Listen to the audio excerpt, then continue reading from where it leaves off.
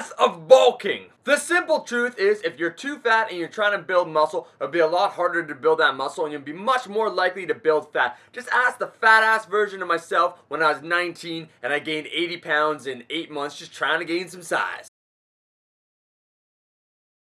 Remember, if you're a guy with some muscle, but you have a lot of fat, you're a dude when you wear your t-shirt, you look like you just have bitching big forearms. That's it. Everyone just assumes you're fat. This ends today! The big problem with bulking is that you're going to gain too much fat when you're trying to build your muscle. Then when it comes time to cut, you're probably going to panic, rush it too fast, and lose all the muscle you built up and the fat. So the net effect is you end up the exact same as when you started. Oh no! The problem with not being relatively lean when you're trying to gain size is your hormones are going to be all messed up. In particular, with more body fat, men will have more estrogen, more insulin, and more cortisol being produced. And these are all very catabolic and not positive towards building that muscle. It'll be a disaster. You'll start listening to Coldplay, watching Oprah, getting pedicures and manicures. I won't let this happen!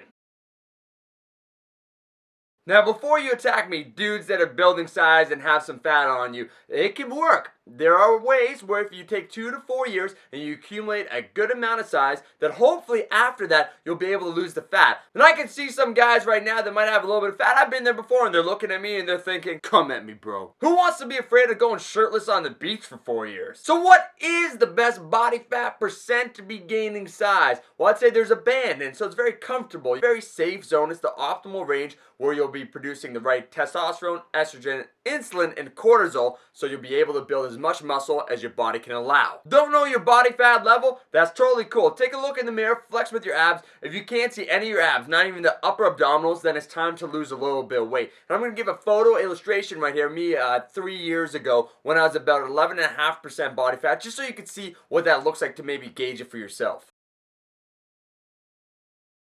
This 7 to 15% is a great range because once you reach that upper limit, the 15%, you can merely take a simple 4 weeks to shed about 3% or so to get back down to maybe 11 or 12% and then resume gaining size. So you can perpetually be gaining size and perpetually be lean. It's a win-win situation. Once again, if you don't really know your body fat, don't worry about it. Just judge your body based off of appearances. If you're less than 150 pounds, no matter what your height is, you should definitely be gaining some size. And if you don't see any of those abs, maybe it's time to lose a little bit of fat. With that being said, if you're chunky and you like it funky, just keep doing what you're doing. I'm just telling you right now that from experience and from knowledge that it's a lot harder to build the optimal amount of size when you're too fat. So getting to that lean range, or relatively lean, it's only relatively lean, everyone can do this, will be a lot better for your body. Gaining size is a steady process and you will get there. And just remember, moo-moos aren't cool. And that's the golden rule. Until next time, just keep it fine.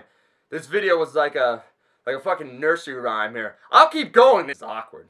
I'll keep going though. I'll keep going. I'll see you in the next video.